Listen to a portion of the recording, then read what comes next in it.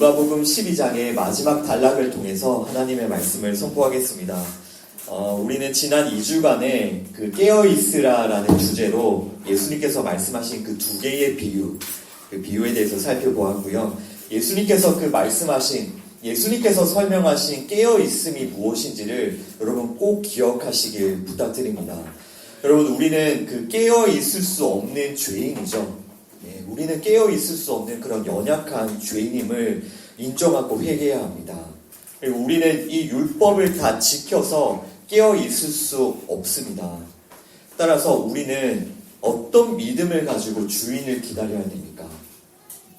그 주인이신 예수님께서 종으로 오셔서 우리를 섬겨주실 것을 믿어야 되는 겁니다.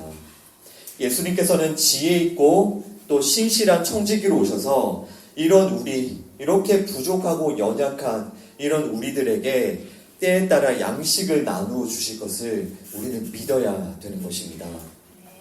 비록 우리는 이렇게 매맞고 버림받아야 할 종이지만 예수님께서 종으로 오셔서 우리를 섬겨주시고, 예수님께서 지혜 있고 또 진실한 청지기로 오셔서 우리를 위해서 생명의 양식을 먹여주심을 믿어야 됩니다.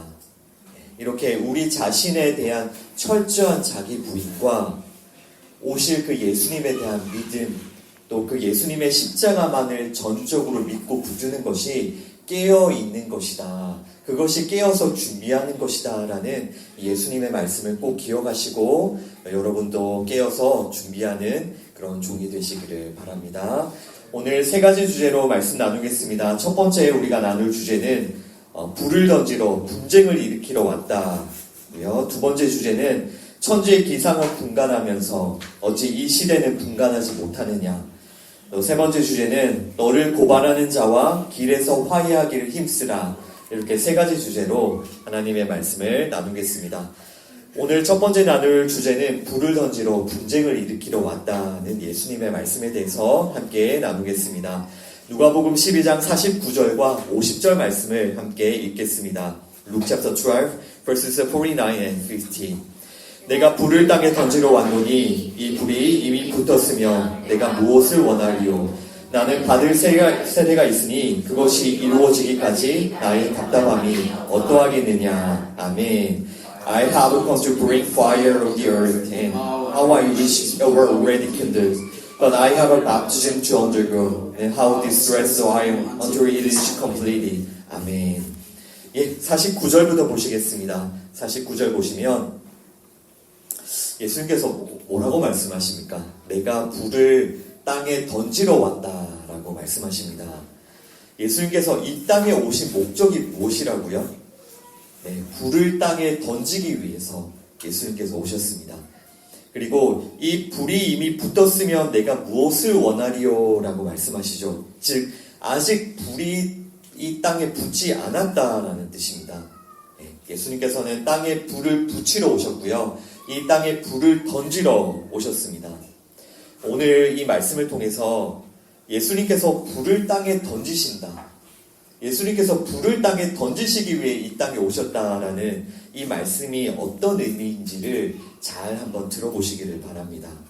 일단 50절도 보시면 예수님께서는 나는 받을 세례가 있다라고 말씀하시죠.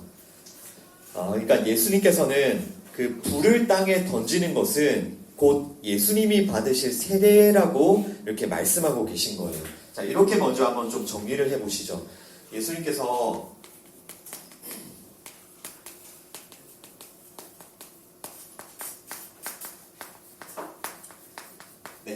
예수님께서 불을 땅에 던지러 오셨는데 이 불을 땅에 던지는 것이 무엇이라고 지금 설명하고 계시냐면 내가 받을 세례이다 라고 설명하고 계시는 겁니다.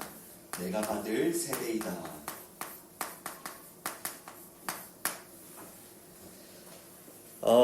예수님께서 그 받을 세례가 이루어지기까지 답답함과 괴로움 속에 기다리고 계시다라고 말씀하시죠. 즉 그러니까 예수님은 이 받을 세례를 간절히 기다리고 계시고요. 답답함과 괴로움 가운데. 즉 예수님께서는 땅에 불이 붙도록 간절히 기다리고 계시는 겁니다. 예수님께서는 땅에 불을 던지러 오셨고 그 땅에 불이 붙는 것을 간절히 기다리고 계시다라는 게 방금 우리가 읽은 말씀입니다. 자, 그러면 먼저 예수님께서 말씀하신 이 세례에 대해서 좀 생각을 해보시죠. 여러분, 예수님께서 받으실 세례가 무엇이죠? 내가 받을 세례가 있다라고 말씀하셨는데 이 세례가 무엇입니까? 네, 예수님께서 받으실 세례는 바로 예수님이 지실 그 십자가이십니다. 십자가. 지금 예수님께서 받으실 세례는 그 세례 요한에게서 받으신 물세례가 아닙니다. 왜냐하면 지금 예수님께서 이 말씀을 하시는 때는 이미 세례 요한으로부터 물세례를 받은 후죠. 그죠? 그래서 예수님께서 이전에 받으셨던 그 물세례, 세례 요한으로부터 받으셨던 그 물세례도 그 예수님께서 받을 그 세례를 가리키는 하나의 예표였던 겁니다. 그러면 예수님께서는 왜 예수님이 지실 그 십자가를 세례라고 표현하실까요? 내가 십자가를 질 것이다를 내가 받을 세례가 있다라고 이렇게 표현하실까요? 여러분, 세례가 무엇이죠? 네, 세례의 핵심은 사람이 물속에 들어가서 죽는 것입니다. 예수님께서는 우리가 빠져 죽어야 할 그 심판의 바다에 대신 들어가셔서 죽으셨죠. 그 심판의 바다에 원래 우리가 빠져 죽어야 되는데 예수님께서는 우리가 빠져 죽어야 할 그 심판의 바다에 우리를 대신하여 들어가서 죽임을 당하신 겁니다. 예수님께서 물속에 들어가서 죽으심으로 우리는 그 물에서, 그 심판의 물에서 건짐을 받았죠. 그래서 세례는 십자가를 의미하는 겁니다. 우리를 대신하여 그 심판의 바다, 그 죽음 가운데 들어가신 그 예수님, 그래서 이 세례는 십자가를 의미하는 겁니다. 예수님께서 우리를 대신하여서 십자가에 죽으심으로, 즉 그 심판의 물에 빠져 죽으심으로 우리가 구원을 받았죠. 우리가 그 물에서 건짐을 받았죠. 그래서 세례와 십자가는 그 동일한 의미를 가지고 있는 겁니다. 그래서 지금 예수님께서는 십자가를 내가 받을 세례다라고 설명을 하고 계시는 거예요. 자, 이와 같이 이렇게 우리가 방금 읽었던 그 두 구절을 정리를 해보시면요. 예수님이 받으실 세례는 십자가이고요. 즉 예수님께서 지금 불을 땅에 던지신다라는 것은 십자가를 통해 일어날 어떤 일을 설명하고 계시는 겁니다. 이 십자가를 통해 어떤 일이 일어나냐면 이 땅에 불이 던져지는 겁니다. 그게 우리가 방금 읽었던 그 두 구절의 의미죠. 여러분, 보통 우리가 십자가를 복음이라고 하잖아요. 복음. 그 복음은 무슨 뜻입니까? 복된 소식이죠. 좋은 소식을 복음이라고 하잖아요. 그런데 여러분, 그 십자가에 담겨있는 그 내용이 정말 좋은 소식이 맞습니까? 예수님께서는 지금 십자가에 담겨있는 그 내용이 뭐라고 하시죠? 땅에 불이 던져지는 것이라고 설명을 하고 계시잖아요. 여러분, 이것이 정말 좋은 소식이 맞습니까? 땅에 불이 떨어지는 것이. 오히려 이게 저주 같아 보이지 않습니까? 네. 그래서 여러분, 세상은 이 좋은 소식, 복음으로 오신 그 예수님을 때려 죽이는 겁니다. 사실 그 복음, 좋은 소식 안에 담겨있는 그 내용이 땅에 떨어지는 불이기 때문에 그 좋은 소식으로 오신 그 예수님을 세상은 때려 죽이는 거예요. 그리고 세상은 이 복음을 전하는 자들도 동일하게 때려 죽이는 겁니다. 왜? 좋은 소식인데 그 안에 담긴 내용은 이 땅에 떨어지는 불이기 때문에 그렇습니다. 여러분, 잘 기억하십시오. 십자가, 이 복음 안에 담긴 내용이 무엇이라고요? 이 땅에 떨어지는 불이라고요. 그것이 방금 예수님의 말씀입니다. 우리 그 동일한 그 구절이 마태복음 10장 34절 말씀도 함께 읽어보겠습니다. Matthew chapter 10, verse 34 함께 읽습니다. 내가 세상에 화평을 주러 온 줄로 생각하지 말라. 화평이 아니요 검을 주러 왔노라. 아멘. Do not suppose that I have come to bring peace to the earth. I did not come to bring peace, but a sword. 아멘. 네, 동일한 그 주제의 마태복음에서는 예수님께서 검을 주러 왔다라고 말씀하시죠. 그러니까 누가복음에서는 불이고요. 마태복음에서는 검입니다. 네, 불과 검. 그러니까 예수님께서는 이 땅에 왜 오셨다고요? 이 땅에 불을 던지러 오셨고요. 세상에 검을 주러 오셨습니다. 그러니까 불과 검으로, 불로서 태워야 할 것이 있고요. 검으로서 잘라내야 할 것이 있다는 뜻이죠. 이것이 십자가를 통해 일어나는 일입니다. 십자가를 통해서 뭔가가 태워지고요. 뭔가가 잘라 버려지는 겁니다. 이것이 지금 예수님의 말씀입니다. 계속해서 우리 누가복음 12장 51절부터 53절까지 읽어보겠습니다. verses 51 through 53. 내가 세상에 화평을 주려고 온 줄로 아느냐? 내가 너희에게 이르노니 아니라 도리어 분쟁하게 하려 함이로라. 이후로부터 한 집에 5 사람이 있어 분쟁하되 셋이 둘과 둘이 셋과 하리니 아버지가 아들과 아들이 아버지와 어머니가 딸과 딸이 어머니와 시어머니가 며느리와 며느리가 시어머니와 분쟁하리라 하시니라. 아멘. Do you think I can to bring peace on earth? No, I tell you, but division. From now on, there will be 5 in the family divided against each other, 3 against the 2, and 2 against 3. And there will be divided, father against the son, and son against the father, mother against the daughter, and daughter against the mother, mother-in-law against the daughter-in-law, and daughter-in-law against mother-in-law. 아멘. 예수님께서는 특별히 이 땅의 가족을 이제 예시로 드십니다. 예수님께서는 이 땅의 그 가정에 불을 던져서 가족들이 분쟁하게 하겠다라고 말씀하시죠. 여러분, 이것이 십자가가 담고 있는 내용이라고요. 이것이 십자가를 통해 일어나는 일이라고요. 정말 십자가가 좋은 소식 맞습니까? 네, 가족들이 분쟁하게 되는 정말 좋은 소식 맞습니까? 여러분, 어떻게 생각하세요? 여러분, 이 말씀은 가족들이 분쟁하게 하려고 왔다. 내가 그렇게 가족들이 분쟁하게 하려고 불을 던질 것이다. 이 말씀은 너무 단순하게 우리가 더 이상 가족들을 사랑하지 말라는 그런 뜻이 아닙니다. 우리는 더 이상 가족들을 돌볼 필요도 없고 가족들을 섬길 필요도 없다는 뜻이 아니겠죠. 가족을 돌보지 않으면 믿음을 배반한 자다라는 그 말씀도 우리가 늘 기억해야 되는 말씀이잖아요. 우리는 가족들을 더욱더 사랑하고 잘 돌보고 섬겨야 됩니다. 또한 이 말씀, 내가 가족들에게 불을 던져서 그 분쟁하게 하려고 왔다. 이 말씀은 지금 현재적으로 싸우고 있는 자들에게 정당성을 주시는 말씀도 아니에요. 여러분, 이 땅에 이미 싸우고 있는 부부가 많죠. 네, 그리고 이미 싸우고 있는 시어머니와 며느리들 얼마나 많습니까? 그렇죠? 내가 이렇게 싸우는 게, 내가 이렇게 분쟁하는 게 하나님의 뜻이로구나. 이렇게 생각하면 안 되겠죠. 이 말씀을 보면서. 그런 뜻이 아닌 겁니다. 또한 우리가 이 말씀을 읽을 때 생각하는 것처럼, 그 불신자들의 가정에서 누군가가 예수님을 믿으면 그 사람 때문에 가정의 불화가 시작된다? 여러분, 이런 해석도 사실은 충분한 해석이 될 수가 없어요. 왜냐하면 잘 생각해 보세요. 여러분, 지금 이 말씀이 십자가가 담고 있는 내용이라고 했죠. 그러면 이 말씀은 모든 구성원들이 예수님을 믿는 가정에는 상관이 없는 말씀일까요? 그거 아니잖아요.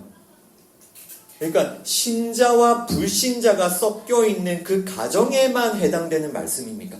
그런 가정에서만 일어나는 일을 예수님께서 설명해 주시는 말씀이 아니잖아요. 땅에 불을 던지러 왔다. 이것이 십자가를 통해 일어날 일이다. 이것은 가정의 그 구성원이 모두가 신앙인이든 모두가 불신자인데 한 명이 예수님을 믿게 되는 그런 것과 상관없이 이것은 모든 사람과 모든 가정에 해당되는 말씀입니다. 너무 단순하게 그렇게 이해하지 마시고요. 불신자들 속에 한 명이 예수님을 믿으면 그 사람 때문에 분쟁이 시작되는구나. 그런 뜻이 아니라고요. 여러분들이 어느 가정에 속해 있건, 여러분들이 어떤 가족들과 살고 있건, 여러분 모두에게, 우리 모두에게 십자가를 통해서 일어날 일이고 일어나야 할 일인 겁니다. 나는 불을 땅에 던지러 왔다. 나는 화평이 아니라 분쟁을 주러 왔다. 여러분, 이 말씀이 어떤 뜻인지를 한번 잘 생각해 보십시오. 우선 누가복음 그 12장의 핵심 주제, 제가 중요하다고 여러 번 말씀드렸죠. 바리새인들의 누룩을 주의하라. 이것이 누가복음 그 12장에 계속해서 흐르는 중심 주제였죠. 우리 누가복음 12장 1절 말씀을 다시 한번 읽어보겠습니다. Luke chapter 12 verse 1 함께 읽습니다. 그동안에 무리 수만 명이 모여 서로 밟힐만큼 되었더니 예수께서 먼저 제자들에게 말씀하여 이르시되 바리새인들의 누룩 곧 외식을 주의하라. 아멘. Meanwhile, when a crowd of many thousands had gathered, so that they were trampling on one another, Jesus began to speak afresh to his disciples, saying, Be on your guard against the yeast of the Pharisees, which is hypocrisy. 아멘. 예수님께서는 소수의 제자들을 바리새인들의 누룩으로부터 건져내고 계시다고 말씀드렸죠. 그리고 바리새인들의 그 누룩, 그 죄로부터 건진받는 게 구원이죠. 여러분 기억하시죠? 이 누룩. 그리고 누룩을 따르는 수많은 무리, 이것이 죄라고 말씀드렸고, 지금 예수님께서는 이 누룩으로부터 소수의 제자들을 건져내고 계신 게 누가복음 12장의 전체적인 그 흐름입니다. 그리고 이것이 구원을 설명하는 중요한 그림이라고 말씀드렸죠. 여러분, 바리새인들의 그 누룩, 그 외식이 무엇이었습니까? 사람의 능력과 가능성을 의지하는 것, 사람이 스스로 죄와 죽음을 해결할 수 있다라는 그 능력과 가능성을 주장하는 것.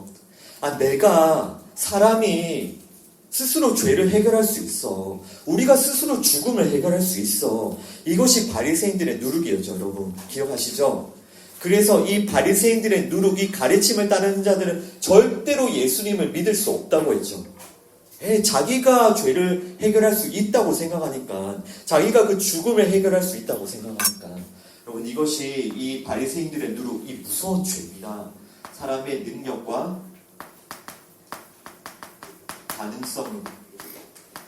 가능성을 의지하여서 예수님을 믿지 않는 것. 어떤 능력과 어떤 가능성인지를 잘 생각하셔야 됩니다. 사람 스스로 죄를 해결하고 스스로 그 죽음의 문제를 해결하겠다라는 그 능력과 가능성을 주장하는 것이 이 바리새인들의 누룩이라고요. 이들은 자기의 의를 세우려고 하나님의 의를 거부하는 자들이에요. 자, 그러면 이제 한번 생각해 보십시오. 이렇게 자기의 능력과 가능성을 믿고 의지하는 바리새인들은, 이런 바리새인들에게 가족은 어떤 의미일까요?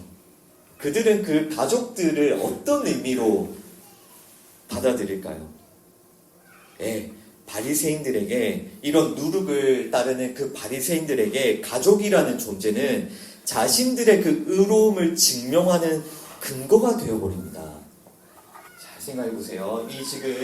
이 무리들, 이 누룩을 따르는 무리들에게 가족은 어떤 의미라고요? 자신의 의로움,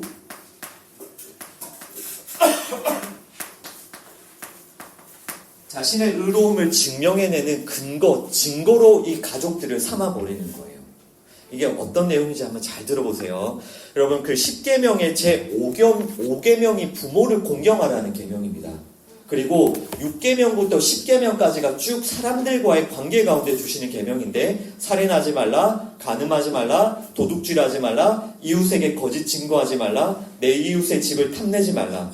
그러니까 5계명부터 10계명까지의 전체 이 계명은 한마디로 이웃을 사랑하라는 계명이에요. 그런데 바리새인들은 그 계명을 받고, 이웃을 사랑하라는 계명을 받고 어떻게 합니까? 그들은 자신들이 이 모든 계명을 철저하게 지키고 있다는 그 자신감에 가득한 사람들이었다고요. 나는 그 5번째부터 10번째 그 모든 계명을 철저하게 잘 지키고 있어.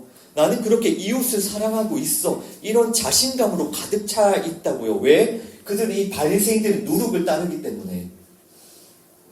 마가복음 10장 19절과 20절 말씀을 읽어보겠습니다. Mark chapter 10 verses 19 and 20 함께 있습니다. 네가 계명을 안 하니 살인하지 말라, 간음하지 말라, 도둑질하지 말라, 거짓 증언하지 말라, 속여 빼앗지 말라, 네 부모를 공경하라 하였느니라. 그가 여자오되 선생님이여 이것은 내가 어려서부터 다 지켰나이다. You know the commandments: do not murder, do not commit adultery, do not steal, do not give false testimony, do not defraud, honor your father and mother. Teacher, he declared, all these I kept since I was a boy. 예, 이 한 부자 청년의 주장이거든요. 이 청년이 뭐라고 주장합니까? 예, 저는 어려서부터 이 계명 다 지켰습니다. 쉽게 말해서 무슨 뜻입니까? 예, 저는 다 사랑했습니다. 저에게 주어진 이웃들을 모두 다 사랑했습니다. 여러분, 예수님께서 지금 이 청년이 어려서부터 이 계명을 다 지켰다는 것을 칭찬하실까요? 와, 너 진짜 대단하다. 아니, 어떻게 그렇게 열심히 그렇게 이웃을 사랑하며 살았, 너 진짜 잘했다라고 예수님 칭찬하실까요? 아니에요.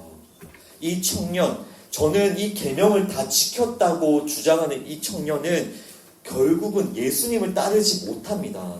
구원을 받지 못한다고요. 아니, 이렇게 5번째부터 10번째 그 계명을 열심히 지켜서 이웃을 사랑했다, 나는 사랑해냈다라고 자신있게 주장하는 사람이 왜 구원을 못 받습니까? 왜 예수님을 따르지 못합니까? 여러분, 예수님께서는 왜 이 청년, 어릴 때부터 이렇게 열심히 이웃과 가족들을 사랑하려고 노력했던 이 청년의 노력을 왜 좀 칭찬하지 않으십니까? 예, 여러분, 그 청년의 율법 행함이라는 것은 결국 다 자기를 부요하게 만드는, 이 청년 부자 청년이었죠. 결국 다 자기를 부요하게 만드는 이기적인 행위들이었기 때문이에요. 그게 다 사실은 이기적인 행위들이었다고요. 그 가족을 어떤 도구로 삼는다고요? 자기의 자기가 얼마나 의로운지를 증명해내는 도구로 가족들을 이용해버린다고요. 그래서 나는 가족을 사랑해서, 이웃을 사랑해서 이 모든 행위들이 사실은 자기를 부요하게 하는 이기적인 행위라는 겁니다. 이것이 바리새인들의 누룩, 그래서 그것을 외식이라고 하죠. 이 누룩을 외식. 결국 이기적인 행위니까 자기만을 위하는.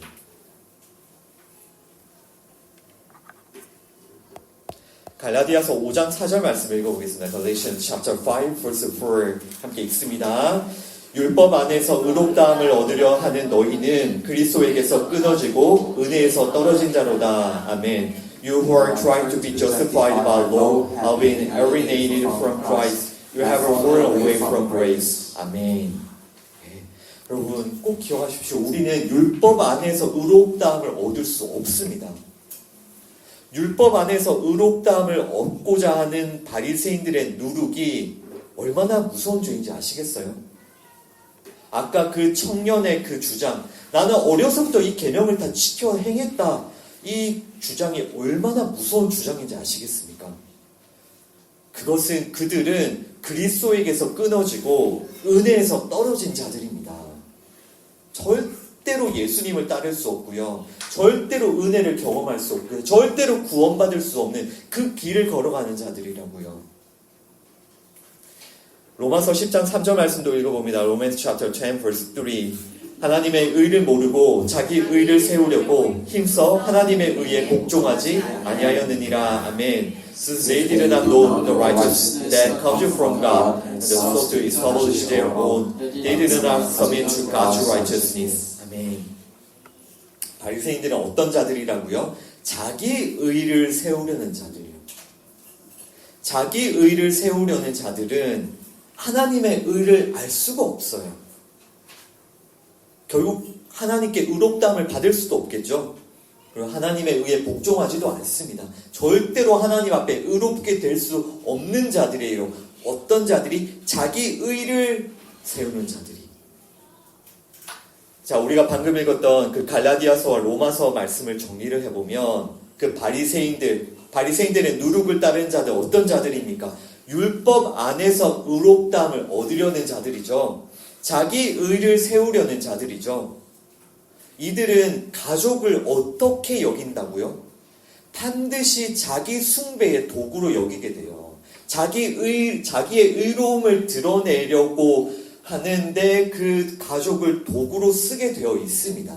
반드시. 예수님 지금 그것을 말씀하는 거예요. 여러분, 가족이라는 사람들은 가장 가까운 이웃이죠. 나랑 가장 가까운 이웃이죠.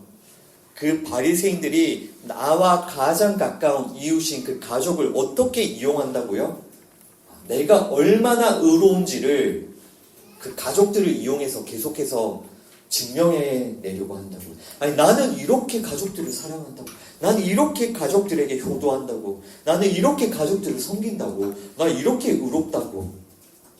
이렇게 가족들을 이용해서 자기의 의로움을 드러내고자 하는 자들이 이 바리새인들입니다.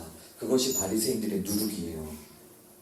여러분, 이것은 단지 성경에 나오는 바리새인들만의 모습이 아니에요. 이 세상 모든 사람들이 이 바리새인들의 누룩을 따르고 있다고 했죠. 그 가르침을 따르고 있어요. 모든 세상 사람들이. 유대교인이든 불교인이든 이슬람교인이든 힌두교인이든 무신론자이든 그들은 모두가 뭘 따른다고요? 이 바리새인들의 누룩을 따른다고요. 그러니까 세상의 모든 사람들은 결국 율법 안에서 의롭다함을 얻고자 하는 자들이고요. 자기의 의를 세우려고 하나님의 의를 무시하는 자들입니다. 그리고 사람들은 결국 이 모든 세상 사람들이 살아가는 삶이라는 것은 자신의 가장 가까운 이웃인 가족을 통해서 결국 자기가 얼마나 의로운지를 계속해서 증명하는 그런 삶인 거예요. 그리고 사람들은 당연히 가족뿐만 아니라 주변의 그 모든 사람들을 자기의 의를 드러내기 위한 도구로, 결국 자기 숭배를 위해서 이 모든 관계를 사용을 하는 거예요. 여러분, 이것이 하나님을 떠난 이 죄인들이 다른 사람과 맺어가는 관계의 실체인 거예요. 겉으로는 아름답게 포장되어 있죠. 아까 그 청년의 모습을 보세요. 얼마나 겉으로 아름다워요. 제가 어릴 때부터 이거 다 지켰다고, 이렇게 사랑하고 섬기고 내가 이렇게 했다. 겉으로 얼마나 아름답습니까? 그러나 사실은 그것이 자기의 의를 드러내는 자기 숭배, 우상 숭배인 겁니다. 그게 죄인들이 모든 사람과 맺어가는 관계인 거예요. 그래서 사람들은 가족들을 자기의 힘으로 삼아버려요. 사람들은 가족들을 자기의 안전으로 삼고요. 자기의 화평으로 삼고요. 자기의 영광으로 여겨요. 사람들은 자기가 얼마나 의로운지, 자기가 얼마나 힘이 있는지, 자기가 얼마나 화평한지, 자기가 얼마나 훌륭한 삶을 사는지를 보여주기 위해서 끊임없이 가족과 다른 사람들을 이용한다는 말입니다. 그러니까 이게 하나님 앞에 얼마나 큰 교만이냐면, 사람 스스로 어떤 힘을 만들어내고, 사람 스스로 어떤 화평을 만들어내고, 사람 스스로 어떤 안전을 만들어내고, 사람 스스로 어떤 의로움을 만들어내는 거예요. 하나님을 떠난 인간들이 다른 그 가족을 이용해서, 다른 사람들을 이용해 먹으면서 그것들을 만들어내고 있는 그 교만한 인간들의 모습인 겁니다. 그래서 예수님께서는 이 세상에 뭘 던지러 오셨다고요? 불과 검을 던지러 오셨다고요. 우리는 이 말씀을 읽으면서 그러면 뭐 가족들을 앞으로 사랑하지 말라는 뜻이냐, 뭐 가족들에게 부모님에게 효도하지 말라는 뜻이냐, 가족들을 섬기지 말라는 뜻이냐, 이렇게 생각하지 마시고 여러분 겸손하게 한번 예수님의 그 십자가를 잘 배워가 보십시오. 그 십자가가 담고 있는 그 내용이 무엇인지를. 여러분, 이 그 십자가가 담고 있는 이 정말 그 내용을 경험한 자들만이, 그 성도들만이 어떤 것을 고백할 수 있냐면요, 나는 다른 사람을 사랑할 수 없고 나는 사랑받을 자격이 없다는 것을 고백해요. 이 십자가를 경험한 성도들만이. 십자가를 경험하지 않은 세상 모든 사람들은 그 반대 방향으로 달려요. 내가 얼마나 가족을 사랑하는지, 내가 얼마나 다른 사람들을 사랑하는지, 내가 얼마나 사랑받을 자격이 있는지를 계속해서 증명하고 드러내는 그 방향으로 모두가 달려가는데, 이 십자가를 경험한 성도들만이 이 고백이 터져 나온다고요. 나는 내 가장 가까운 이웃도 사랑할 수 없는 죄인이구나. 나는 내 가장 가까운 이웃인 내 가족들로부터도 사랑받을 자격이 없는 죄인이구나라는 그 고백이 진실되게 터져 나온다고요. 그 십자가를 경험한 사람만이. 그래서 세상 모두가 달려가는 그 방향과 반대 방향으로 달려가게 되어 있습니다. 십자가를 경험한 사람만이. 그 십자가에서 이 죄가 폭로되기 때문에 내가 지금까지 가족을 사랑한다고 하고 내가 가족을 섬긴다고 하고 그렇게 내가 내 자신의 의로움을 드러냈던 게 얼마나 큰 외식이었는지, 얼마나 큰 이기적인 행위였는지, 얼마나 큰 자기 숭배였는지를 십자가에서 낱낱이 다 폭로당한 자들만이 그렇습니다. 주님, 저는 제 가족도 사랑하지 못하는 죄인입니다. 저는 그 가족으로부터 사랑받지 못할 죄인입니다라는 그 처절한 회개가 터져 나오는 겁니다. 마태복음 27장 46절 말씀 읽어보겠습니다. Matthew chapter 27 verse 46 읽겠습니다. 제 9시쯤에 예수께서 크게 소리 질러 이르시되 이는 곧 나의 하나님 어찌하여 나를 버리셨나이까 하는 뜻이라. About ninth hour he just cried out in a loud voice, Lord, Lord, lama sabachthani, which means, My God, why have you forsaken me? 아멘. 네, 여러분, 예수님께서는 하나님 아버지로부터 버림을 당하셨습니다. 이 세상에서, 이 세상은 어떤 세상이라고요? 아니, 나는 가족들을 사랑해. 나는 부모님께 열심히 효도해. 이렇게 외치는 사람들 속에서 예수님은 하나님 아버지로부터 버림을 당하셨다고요. 아니, 나는 가족들을 이렇게 섬겼어. 나는 가족들을 위해서 이렇게 희생했어. 이것이 내 힘이고 내 화평이고 내 영광이야. 아까 그 부자 청년처럼 나 어려서부터 이렇게 내가 가족들을 사랑했어. 나는 그렇게 희생하고 섬겼어. 이것이 내 의로움이야. 이렇게 외치는 자들의 세상 속에서 예수님의 모습을 보십시오. 그렇게 자기의 의로움을 자랑하고 있는 이 세상 속에서 예수님은 어떤 삶을 사셨습니까? 하나님 아버지로부터 버림을 당하셨다고요. 여러분, 그래서 예수님의 그 십자가는 뜨거운 불이고요, 무서운 검입니다. 우리는 예수님의 그 십자가 앞에서 우리가 그 자랑하여 내어놓던 그 모든 것들, 내가 가족 이렇게 사랑했습니다. 나 이렇게 효도했어요. 그렇게 그 교만한 그 이기적인 그 모습들, 그 모든 그 의로움들을 그 불, 뜨거운 불, 그 날카로운 검인 예수 그리스도의 그 십자가 앞에 모두 다 불태우고 잘라내야 되는 거예요. 내가 스스로 예수님과 상관없이, 하나님과 상관없이 내가 스스로 만들어내었던 화평, 세상 사람들은 그 화평을 주장하죠. 우리 가족 얼마나 화목하냐 보라고. 하나님을 떠나, 하나님 필요 없다고. 하나님 없이도 우리 가족들 얼마든지 화목하다고. 세상 사람들 날마다 그거 다 자랑하고 있잖아요.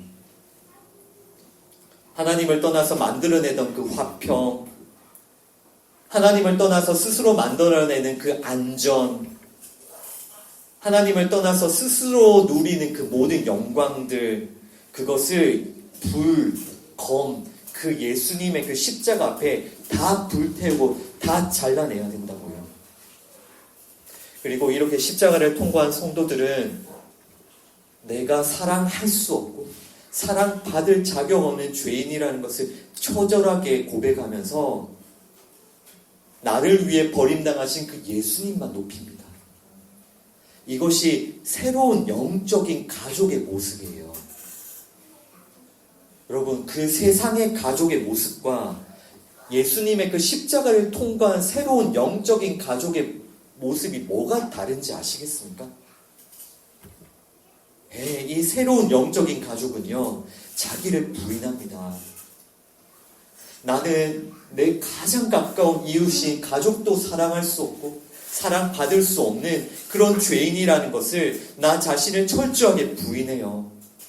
그리고 이런 나를 사랑하여 주신 예수님만 높입니다. 예수님께만 모든 영광을 올려드립니다. 그래서 그 새로운 영적인 가족들의 그 모임에서는 오직 예수님만이 드러나는 거예요. 그들이 하나님의 자녀들의 모습인 겁니다. 그 공동체에서는 사람의 영광, 사람의 의가 드러나는 게 아니라 예수님만 드러나신다고요. 이것이 천국의 모형입니다. 여러분, 우리가 어떤 삶을 살아야 되는지 아시겠습니까? 여러분, 하나님께서 여러분들에게 허락하신 가족들 앞에 또 수많은 이웃들, 많은 사람들 앞에 정말 겸손히 여러분 자신을 부인하십시오. 그 사람들을 이용하지 말고요. 여러분들이 얼마나 의롭고 훌륭한지를 증명하기 위해서 다른 사람들을 도구로 삼지 말고요. 늘 여러분들의 그 부족함과 연약함과 죄인됨을 부끄럽게 여기고 겸손히 인정하고 회개하십시오. 그리고 이런 죄인을 사랑하신 그 예수님, 그 하나님, 그 은혜만을 높이고 그 예수님만을 전하고 나누고 그 예수님만을 높이 올려드리시기 바랍니다. 이것이 우리가 새롭게 세워가야 할 예수님 안에서의 영적인 가족의 모습인 거예요. 아시겠죠? 이것을 위해서 예수님께서 오셨다는 겁니다. 이전에 우리의 모든 그 의로움을 위해서 사용하는 그 모든 관계에 불을 던지시고 이제는 겸손히 예수님만 높이는 그런 영적인 가족으로 세워가신다는 그 예수님의 말씀을 잘 기억하시고 그런 영적인 가족의 은혜를 누려가신 여러분 되시기 바랍니다. 네, 이제 두 번째 주제로 넘어가겠습니다. 두 번째 주제는 천지의 기상은 분간하면서 어찌 이 시대는 분간하지 못하느냐는 예수님의 말씀에 대해서 함께 살펴보겠습니다. 누가복음 12장 54절부터 57절까지 Luke chapter 12 verses 54 through 57 함께 읽겠습니다. 또 무리에게 이르시되 너희가 구름이 서쪽에서 이는 것을 보면 곧 말하기를 신문지라 오리라 하나니 과연 그러하고 남풍이 부는 것을 보면 말하기를 심히 더우리라 하나니 과연 그러하리라. 을시간의 자여 너희가 천지의 기상은 분간할 줄 알면서 어찌 이 시대는 분간하지 못하느냐 또 어찌하여 옳은 것을 스스로 판단하지 아니하느냐. 아멘. He said unto the crowd, when you see the crowd rising in the west, immediately you say, it is going to rain, and it does. And when the south wind blows, you say, it is going to hard, and it is. Hypocrites, you know how to interpret the appearance of the earth and the sky. How is it that you don't know how to interpret this present time? Why don't you judge for yourself what you right? 아멘. 예, 지금까지 예수님께서는 그 몰려온 수많은 무리들이 아니라 그 소수의 제자들에게만 바리새인들의 그 누룩에 대해서 말씀하셨고요.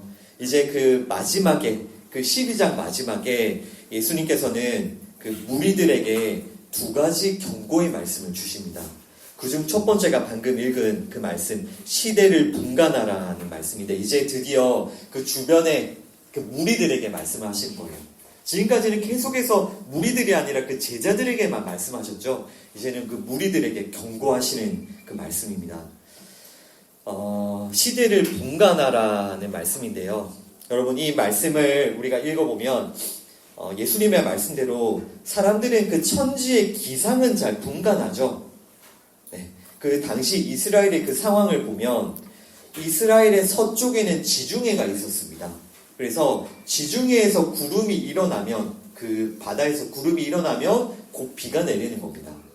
그리고 이스라엘의 남쪽에는 아라비아 광야가 있었습니다. 그래서 남풍이 남쪽에서 바람이 불어오면 이제 더운 날씨가 시작된다. 네. 그런 그들의 이런 날씨 예보는 정말 아주 정확했습니다. 그런데 문제는 무엇입니까? 그들이 이렇게 천지의 기상 날씨는 예측을 하면서도 무엇을 분간하지 못한다고요? 네, 이 시대를 분간하지 못한다라고 말씀하시죠. 여러분 읽었던 56절의 하이라이트 해보시기 바랍니다. 외식하는 자여 너희가 천지의 기상을 분간할 줄 알면서 어찌 이 시대는 분간하지 못하느냐. 여기 하이라이트 해보십시오.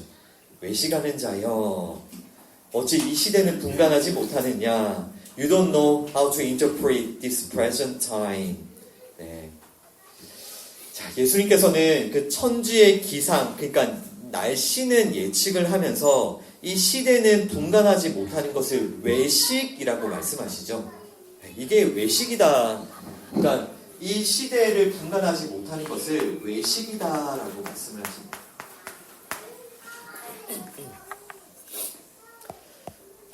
그러니까 그 누가복음 12장이 어떻게 시작이 되었다고요? 바리새인들의 누룩, 그 외식을 주의하라고 시작된 누가복음 12장이 이 외식에 대한 경고로 이렇게 마무리가 되고 있는 것입니다. 여러분 지금 예수님께서 말씀하시는 이 시대, 너희는 왜 이 시대를 분간하지 못하느냐? This present time이라고 말씀하셨는데 이 시대, 이 시간들이 무엇일까요? 이 시대는 우리 영어 번역을 보면 이 시간이라고도 표현할 수 있는데 이것이 무엇을 의미할까요? 여러분 이 시대, 이 시간을 분간하지 못하느냐는 예수님의 이 말씀은 결국 이 시대와 이 시간이 담고 있는 어떤 내용이 있다는 거죠. 이것이 담고 있는 어떤 내용이 있는 거예요. 그런데 사람들은 그 내용은 보지 않고 그 표피적이고 그 피상적인 그 천지의 기상만 보고 있다는 것이 예수님의 말씀입니다. 그런데 이것이 지금 2000년이 지난 지금도 똑같다는 것을 아십니까? 여러분 지금 이 시대는 2000년 전 그 당시와는 비교가 안 될 정도로 사람들은 많은 것을 분간하죠. 이제는 사람들이 정말 날씨뿐만 아니라 경제, 사회, 정치, 문화, 그러니까 모든 것을 다 예측합니다. 그죠? 그리고 과학자들과 미래학자들의 그 예견은 그냥 짐작하는 것이 아니라 진짜 다 적중해요. 그들의 예측은 다 맞습니다.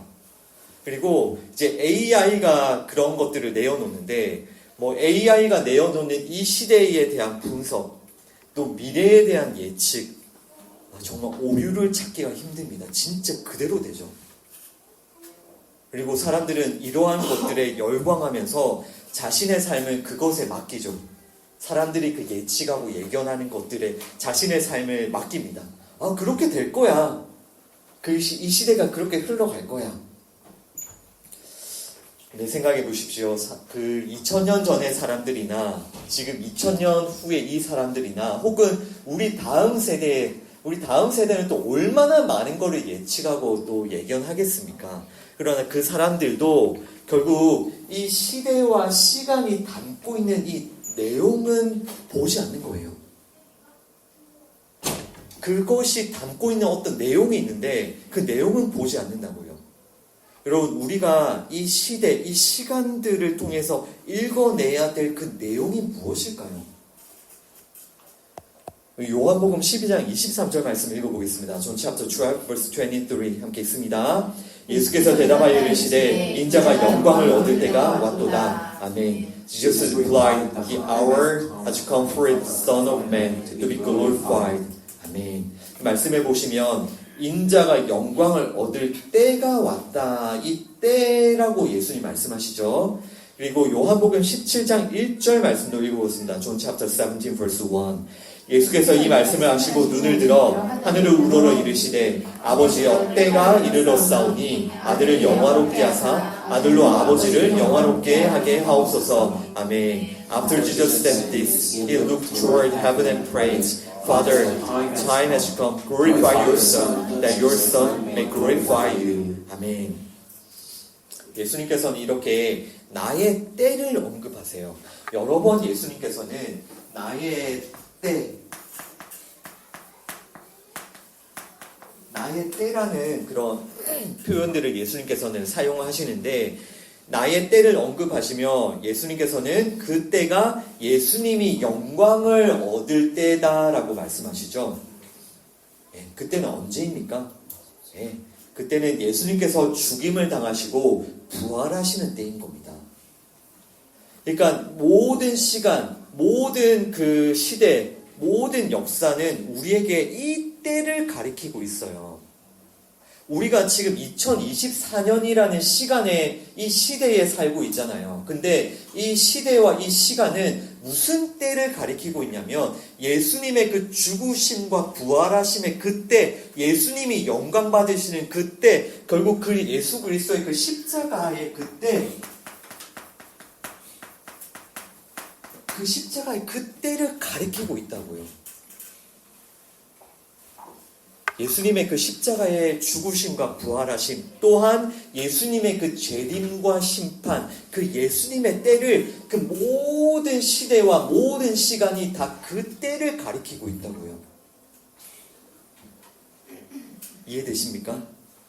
그런데 사람들은 그 모든 시대와 시간이 담고 있는 그때 그 내용인 그 십자가 예수 그리스도를 보지 않고 그 피상적인 것만 봅니다. 날씨가 어떻게 될까? 경제가 어떻게 될까? 정치가 어떻게 될까? 문화가 어떻게 될까? 그게 아니라 하나님의 허락하신 이 모든 역사의 시대와 시간은 예수님의 때를 가리키고 있다고요.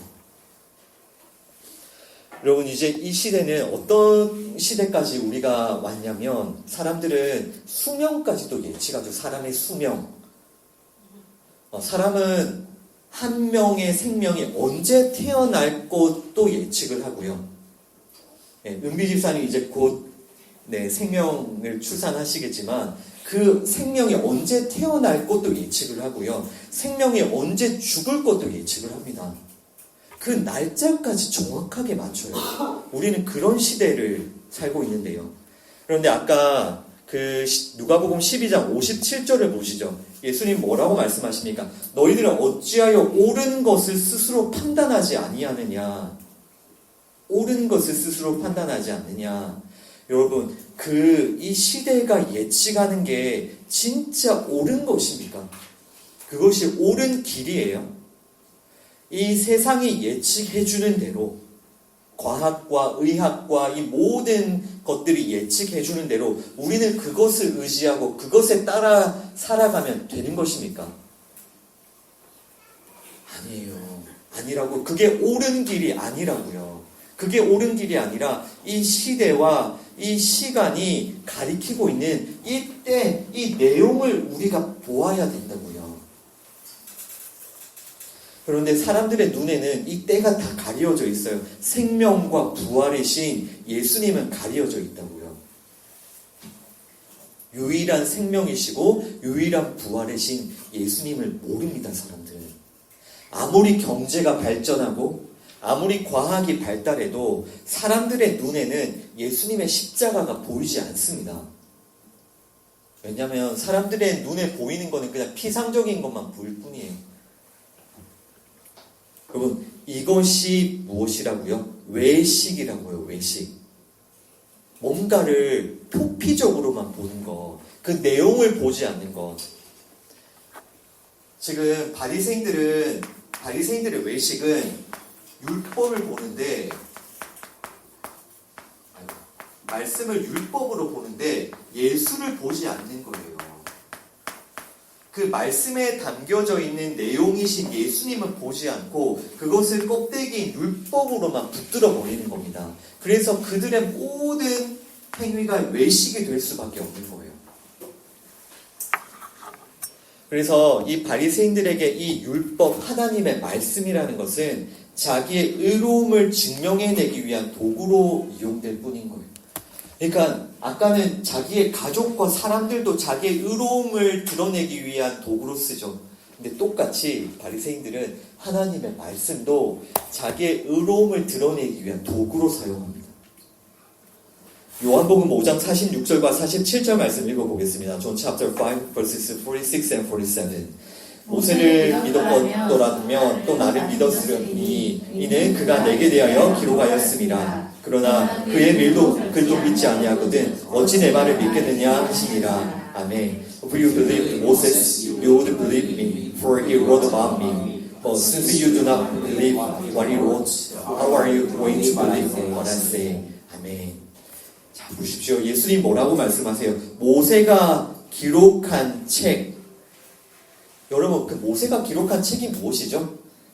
모세 오경이죠. 창출, 레민신, 창세기, 출애굽, 레위기, 민수기, 신명기. 이 성경 앞에 있는 이 5권 모세 오경이 누구에 대하여 기록이 되어 있다고요? 예수님에 대하여. 여러분, 이 모세 오경은 예수님에 대한 책입니다. 그러나 바리새인들은 이 율법을 말씀을 볼 때에 눈에 보이는 그 표피적인 율법으로만 여기죠. 그 모세 오경, 그 율법 안에 담겨있는 예수님을 보지 못하죠. 그래서 그들의 모든 삶은 외식이 될 수밖에 없는 겁니다. 여러분 꼭 기억하십시오. 이 말씀은 우리에게 예수님을 가르쳐 주시는, 예수님을 보여주시는 말씀이에요. 우리는 이 말씀을 통해서 끊임없이 우리의 능력과 가능성을 철저하게 부인하고 회개하면서 이 예수님을 만나가야 되는 겁니다. 예수님을 믿어야 되는 거예요. 그것이 이 시대를 분간하는 거예요.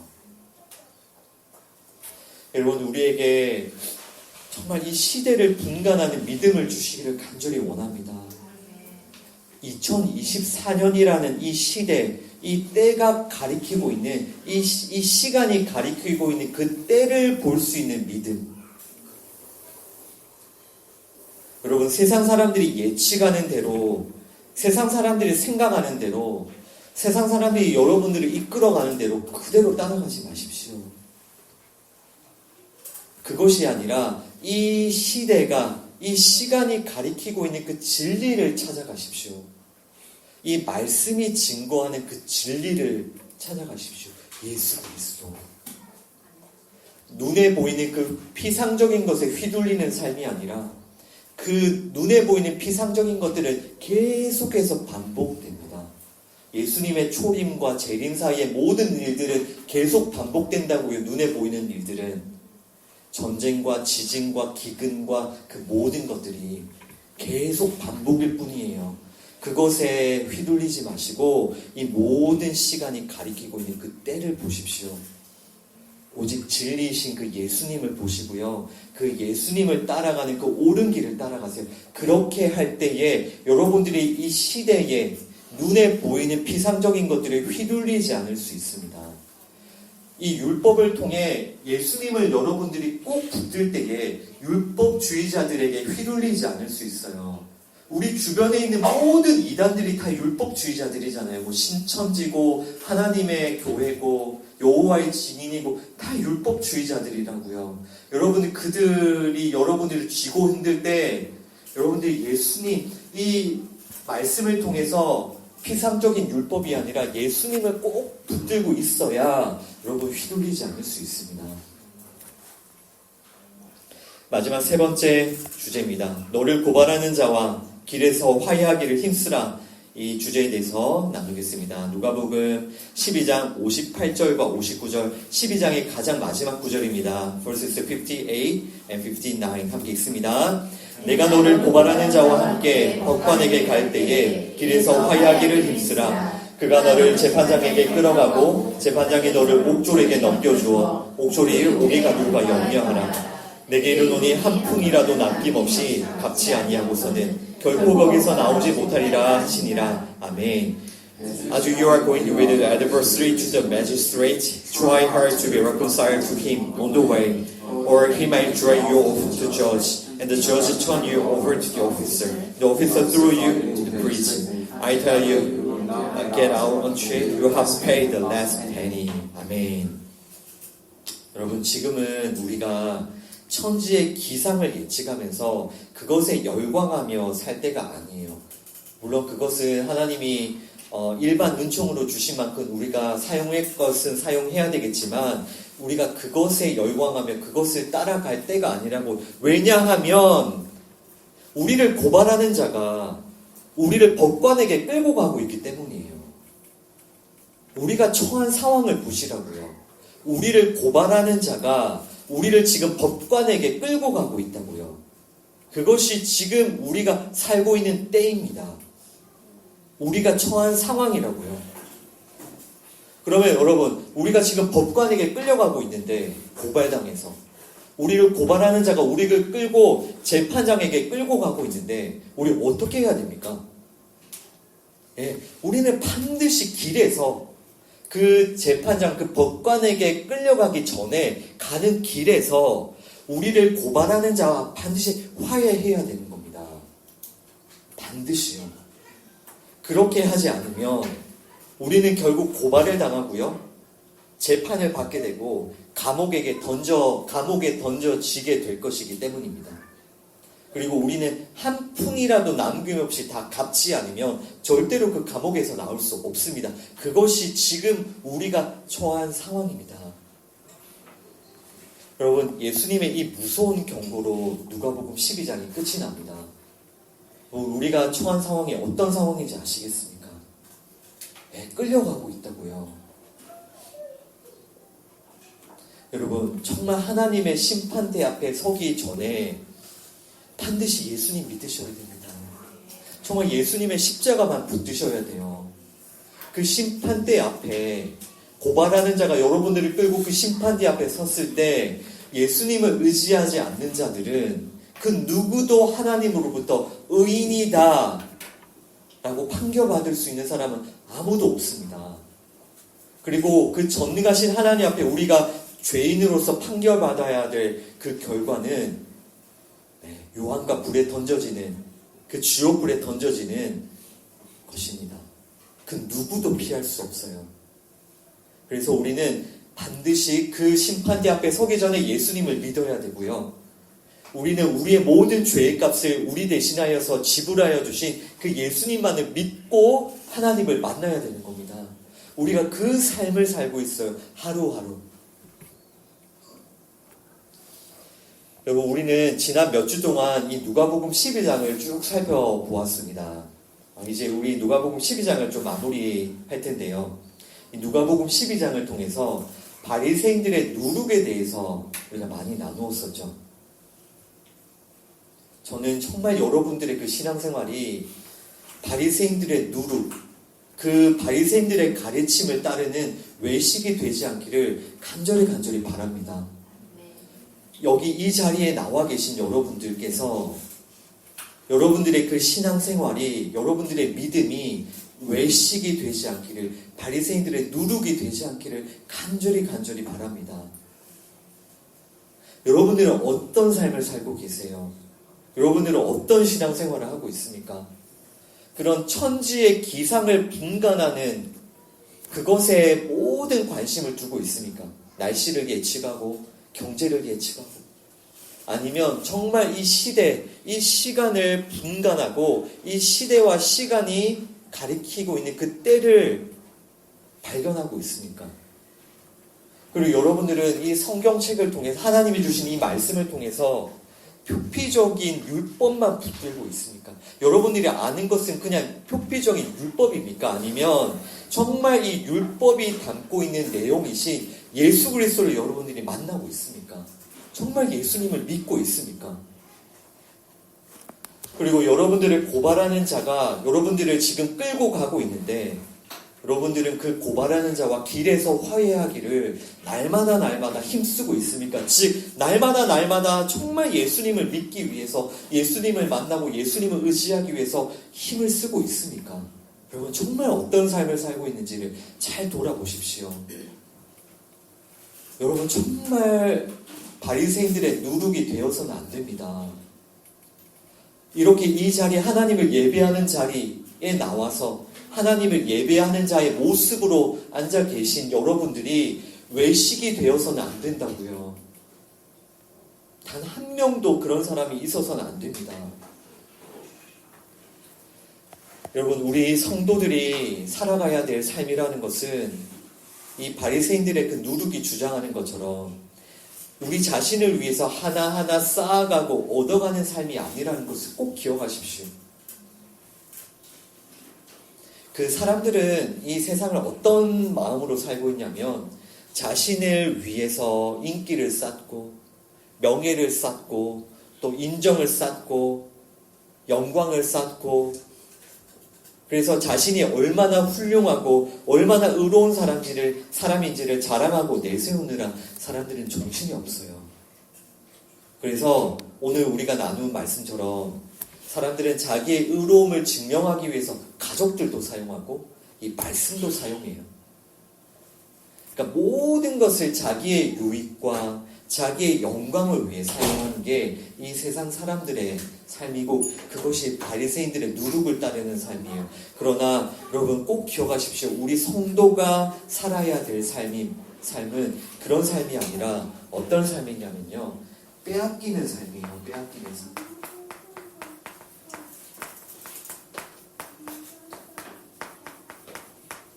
네, 우리 성도가 살아야 될 삶은 빼앗기는 삶이고 이것이 우리를 고발하는 자와 화해하는 삶이에요. 왜냐하면 보세요. 예수님이 불을 땅에 던지러 오셨다고 했잖아요. 불로 다 태워버리신다고 하잖아요. 검으로 다 잘라버리신다고 하잖아요. 우리는 더 쌓아가는 게 아니라 다 태워지고 다 태워짐을 당하고 다 잘라짐을 당하고 모든 것을 다 빼앗겨야 되는 삶이라고요. 무엇을? 우리 자신을 우리 스스로를 자랑하고 내세우던 것 하나하나를 다 빼앗겨야 된다고요. 그것 다 불과 검으로 태우고 잘라야 돼요. 그래서 그렇구나. 나는 예수님이 아니면 난 존재할 수가 없구나. 나는 예수님이 아니면 그 하나님의 그 심판대에서 건진 받을 수가 없구나. 나는 진짜 아무것도 아니구나. 이렇게 내가 의지하고 내세우던 것 다 빼앗기고 오직 예수님만 의지하고 예수님만 높이는 그런 삶이 우리가 살아야 될 빼앗김의 삶이라고요. 여러분 꼭 기억하십시오. 우리는 심지어 교회도 자랑해서는 안 돼요. 우리 공동체 이렇게 교회 공동체로 모였는데 우리 공동체는 교회도 자랑하는 공동체 아닙니다. 교회를 자랑하라는 말씀이 어디 있습니까? 우리는 교회의 머리이신 예수님을 자랑해야 되는 거예요. 우리는 철저히 부인되고 우리 교회의 이름은 철저히 지워지고 우리를 통해서 오직 예수님의 이름만 드러나야 되는 거예요. 어떻게 그렇게 될 수 있다고요? 아까 나는 죄인이라고 이런 죄인을 위해서 예수님이 자신의 모든 것을 내어주셨다고 이렇게 자기를 부인하며 예수님만 높이는 자들의 공동체에서는 사람의 이름이 드러나지 않습니다. 사람의 공동체의 이름이 드러나는 게 아니라 오직 예수님의 이름만 드러난다고요. 여러분 정말 우리가 그런 예수님의 가족이 되기를 원합니다. 오직 예수님의 이름만 드러나는 예수님의 이름만 높이는 그리고 예수님만 전하는 그런 가족으로 우리가 빚어져 가기를 간절히 소망합니다. 기도하겠습니다. 주님 감사합니다. 지난 몇 주간 저희들에게 이 누가복음 12장의 말씀 주심이 감사드립니다. 그리고 이 바리새인들의 누룩, 그 가르침, 그 외식이 얼마나 지독한 죄인지, 얼마나 위험한 죄인지 가르쳐 주시네 감사드립니다. 주님, 저희들이 이렇게 하나님을 예배한다고 이 자리까지 이렇게 나와서 예배하는 자로 이렇게 앉아있는데 저희가 외식하는 자가 되지 않게 하여 주옵소서. 저희가 바리새인들의 누룩을 따르는 그런 자들이 되지 아니하도록 주님 저희들을 도와주시옵소서. 주님 저희들은 우리의 의로움을 드러내기 위해서 가족들도 이용하고 하나님의 말씀도 이용해서 어떻게든지 우리가 얼마나 의롭고 얼마나 훌륭하고 얼마나 높은 자들인지를 드러내고자 그렇게 애를 쓰며 살아왔던 자들임을 주님 앞에 회개합니다. 주님 그러나 정말 우리는 다시 한번 고백합니다. 예수 그리스도 없이는 저희들 설 수 없는 자임을 주님 앞에 고백하며 회개합니다. 예수님의 은혜 없이 예수 그리스도의 그 십자가 없이는 우리는 이 죄를 씻을 수 없고 이 죄를 해결할 수 없고 우리 이 죽음을 해결할 수 없고 우리가 하나님의 그 심판대 앞에 섰을 때에 하나님 앞에 의롭다함을 받을 수 없는 자임을 주님 앞에 회개합니다. 주님, 이제 우리 자신의 의로움을 위해 사용했던 그 모든 것을 다 불에 태우고 검으로 자르고 십자가에 다 못 박고 이제 오직 예수님만 높이게 하여 주옵소서. 예수님만 자랑하게 하여 주옵소서. 주님, 우리 공동체에서 우리의 사람이나 우리 자신이나 우리 공동체 이름이나 교회나 그 어떤 것도 높아지지 않게 해주시고 오직 예수님의 이름만이, 오직 예수님만 높여지게 하여 주옵소서. 우리 한 사람이 있든 두 사람이 있든 세 사람이 있든 그 자리에서 우리는 겸손히 우리의 죄를 고백하며 예수님만 높이는 그런 하나님의 가족들이 되게 하여 주시옵소서. 예수님의 이름으로 기도합니다.